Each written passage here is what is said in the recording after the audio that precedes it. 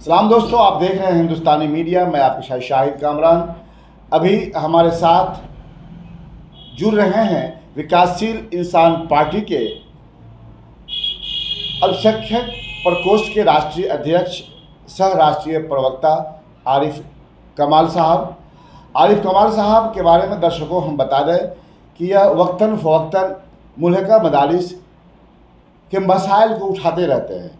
ऐसे में आज इनकी मुलाकात बिहार स्टेट मदरसा एजुकेशन बोर्ड के चेयरमैन अब्दुल सलाम अंसारी साहब से हुई है और बहुत सारी बातें हुई हैं।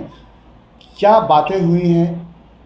इसलिए कि पिछले कुछ महीनों से मुल्हका मदारिस की जो हालात हैं वह ये कह सकते हैं कि खस्ता हाल है। कुछ दिनों कुछ महीने कबल अगर कहा जा सकता है, कुछ महीने कबल इसके जो कवानीन हैं उसमें तरमीम की गई थी, जैसे बहाली का मामला हो या फिर कमेटी का मामला हो। आपको भी पता होगा कि पिछले 6-7 महीने से जो मुल्हका मदारिस के सैकड़ों मदारिस के पेमेंट बंद कर दिए गए हुए हैं। हालांकि कुछ मदारिस के पेमेंट के जारी होने का जो ये फरमान भी जारी हो चुका है। आखिरकार हम जानते हैं कि आरिफ साहब ने किन किन सवालात को उठाया है और क्या ये कहना चाह रहे हैं। आरिफ साहब, सबसे पहले आपका इस्तकबाल है हिंदुस्तानी मीडिया में। बहुत बहुत शुक्रिया शाहिद भाई। आरिफ साहब, आप तो वक्तन फ़वक्तन मुल्हका मदारिस की बात करते रहते हैं और मैं जानना चाहूँगा, जिस तरीके से मुझे जानकारी मिली है कि आज आपकी मुलाकात चेयरमैन मदरसा एजुकेशन बोर्ड से हुई है। आखिरकार ये मुलाकात कैसी थी और इस दरमियान किन किन सवालात को आपने उठाया है, हमारे दर्शकों को आप बताएं। मेरी मीटिंग आज बिहार राज्य मदरसा शिक्षा बोर्ड के चेयरमैन साहब से शिक्षा विभाग में हुई।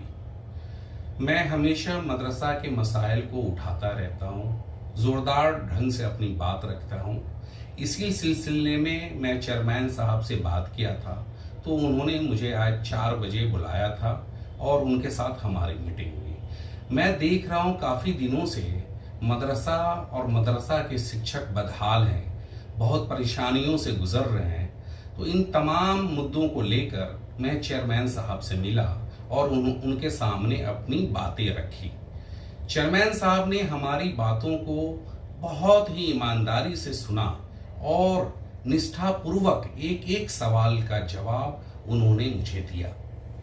क्या बहाली के सिलसिले में कोई बात हुई है, तकर्री के सिलसिले में, जिसमें कुछ चेंजिंग कर दिया गया था कुछ महीने कबल? सबसे पहले शाहिद भाई, मैं 2022 जो नियम वाली बनाई गई थी उस संबंध में मैं उनके सामने अपनी बात रखी और इस पे पहले भी मैंने जोरदार ढंग से आवाज उठाई थी, क्योंकि इस नियम वाली से जो आर्टिकल 30 में अधिकार दिए गए हैं माइनॉरिटी को, उसका सरासर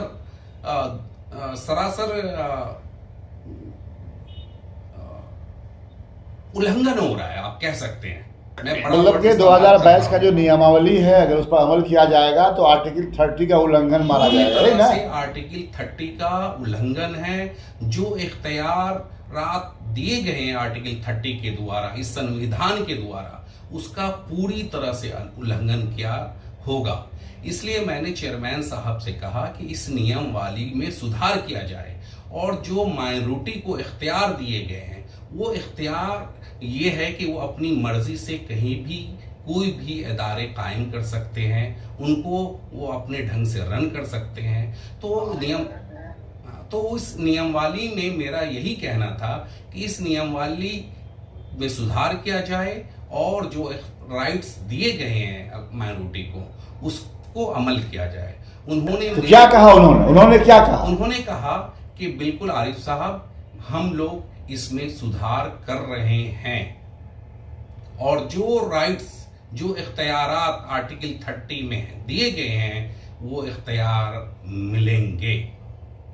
अच्छी बात है। एक सवाल और यहाँ मेरे जहन में आ रहा है कि आप देखते होंगे कि किसी भी मदरसे की बात अगर की जाए तो उसमें कमेटी होती है, प्रबंधन समिति होती है, वो बार बार वक्फा में 3 साल का शायद ड्यूरेशन होता है, उसमें चेंज करने की बात होती है। जब एक आदमी ही डोनर होता है, जब सब कुछ ज़मीन खरीद कर देता है या फिर वो अब डोनर है, उसमें सेक्रेटरी होता है, सदर होते हैं, फिर उसकी कमेटी होती है, तो बार बार चेंज करने की नौबत आती है, उसमें भी तो खर्च होता है। बिल्कुल होता है। मैं शाहिद भाई आपकी बात से एग्री हूं और मैंने ये सवाल चेयरमैन साहब से किए। मैंने कहा कि जो कमेटी का मुद्दत 3 साल का है उसको बढ़ाकर 5 साल किया जाए और 5 साल के बाद भी नई कमेटी की तश्कील ना हो।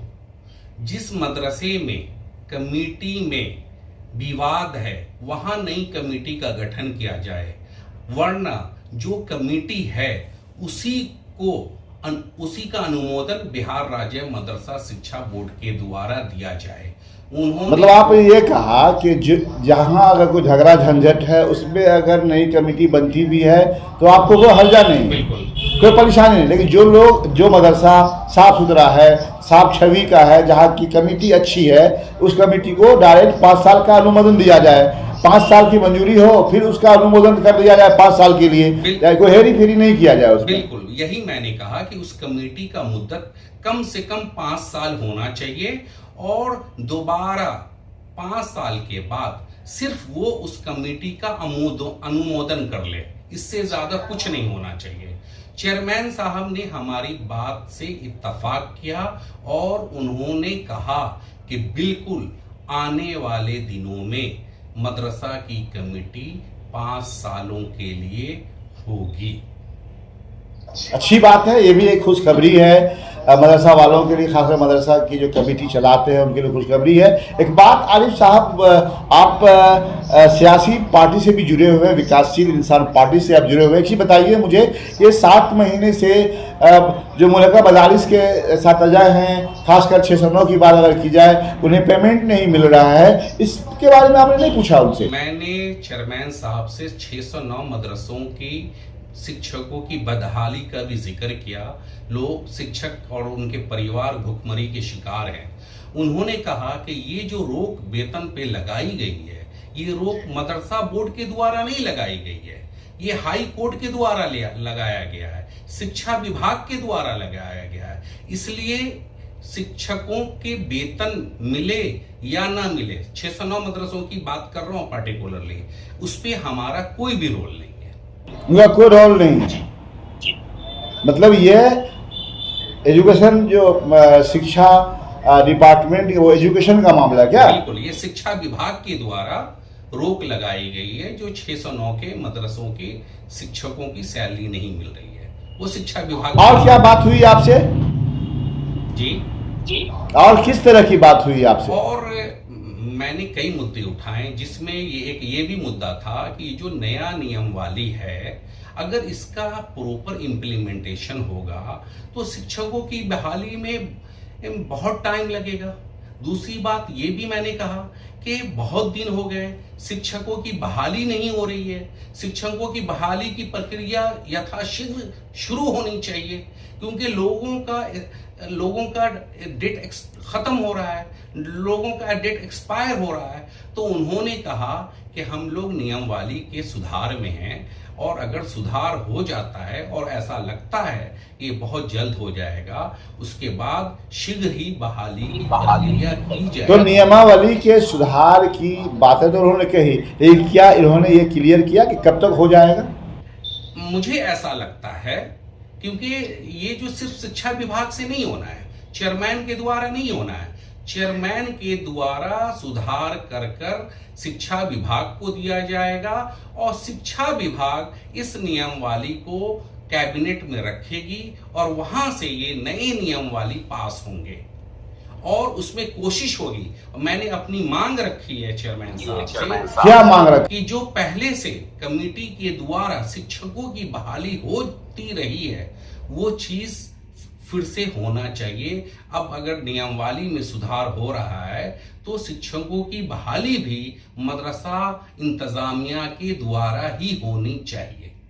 अच्छी बताइए आरिफ साहब, आप सरकार में भी शामिल नहीं है बिहार में, आप ये बताएं कि आपका दिल क्या कह रहा है? क्या ये बिहार सरकार जो 2022 से पहले की जो नियमावली थी उसको लाएगी? देखिए, 2022 में जो नियमावली आई है, बैच से पहले की जो नियमावली थी उसको लाएगी। मदरसा बोर्ड जिस तरह से चल रहा था, जिस एक्ट के द्वारा चलाया जा रहा था, मैं आपको विश्वास दिलाता हूं कि मदरसा बोर्ड उसी ढंग से चलाया जाएगा। अच्छे, और इसके अलावा और भी कुछ बातें? प्रबंध समिति के संबंध में मेरी बात हुई, शिक्षकों की बहाली के संबंध में हुई, 609 मदरसों के संबंध में हुई और नियमावली के संबंध में हुई। उन्होंने एक बहुत ही अच्छा चीज बताया कि आरिफ भाई, अगर इस नियमावली जो बनाई गई है 2022 में, ठीक है, इसको अगर लागू किया जाता है तो मैं भी इत्तफाक रखता हूं ये सही नहीं है, क्योंकि हनफी का मदरसा अलग होता है, अहले हदीस का मदरसा अलग होता है, शियाओं का मदरसा अलग होता है। हर सबके मदरसे अलग अलग होते हैं और उसमें तालीम जो दी जाती है वो अपने जिस मसलक से है उस मसलक के हिसाब से भी दी जाती है। ऐसे में तो उलटफेर हो जाएगा, किसी की बहाली किसी में हो जाएगी। क्या उनका सबसे बड़ा क्वेश्चन था कि क्या शिया की बहाली सुन्नी मदरसों में हो सकती है? मैंने कहा बिल्कुल नहीं हो सकती। तो इसका क्या कहना है आपका? मैंने कहा नियमवाली सुधार होना चाहिए। उन्होंने कहा बिल्कुल नियमवाली सुधार होगी और हम लोग प्रयत्नशील हैं, संघर्ष कर रहे हैं, नियमवाली सुधार हो जाएगी। तो आरिफ साहब, अपने जिन बातों की जानकारी दी है, वाकई ये ये कह सकते हैं कि अच्छी खबर है, खासकर मुल्का मदारिस के में काम कर रहे साथीज़ा कराम के लिए, साथ साथ उस मैनेजिंग कमेटी के लिए जिनके लिए भी जो है ये जो प्रबंध समिति जिसको बोल रहे हैं, जो कमेटी की बार बार 3 साल में बदलने की बात है, फिर उसे अनुमोदन की बात है, उन्हें भी काफ़ी खुशी होगी। आप क्या कहना चाहेंगे इस मौके पर पूरे बिहार के बाशिंदगान को, खासकर उन मुल्का मदारिस में काम कर रहे साथीज़ा कराम को और जो उनके कारिंदे हैं?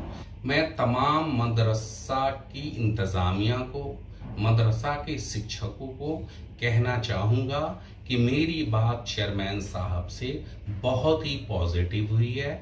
आप लोग पॉजिटिव रहें, कुछ दिनों की बात है।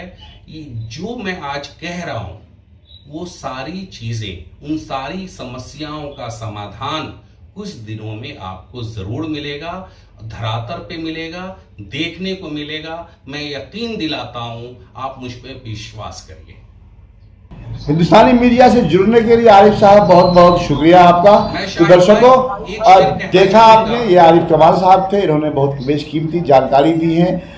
मदरसा से मुतालिक इन्होंने कहा है कि 2022 में जिस कानून को लाया गया है उस कानून में तरमीम होगा और 2022 से पहले जिस तरीके से मुल्का मदारिस को चलाने के लिए गाइडलाइंस थे, उसी गाइडलाइंस को फिर से इख्तियार किया जाएगा, जिसके लिए चेयरमैन, अभी जो मदरसा एजुकेशन बोर्ड के चेयरमैन है अब्दुल सलाम अंसारी साहब ने, उन्होंने यकीन दहानी कराया है। फिर मिलते हैं किसी और वीडियो के साथ, वो देखते रहिए हिंदुस्तानी मीडिया। शुक्रिया।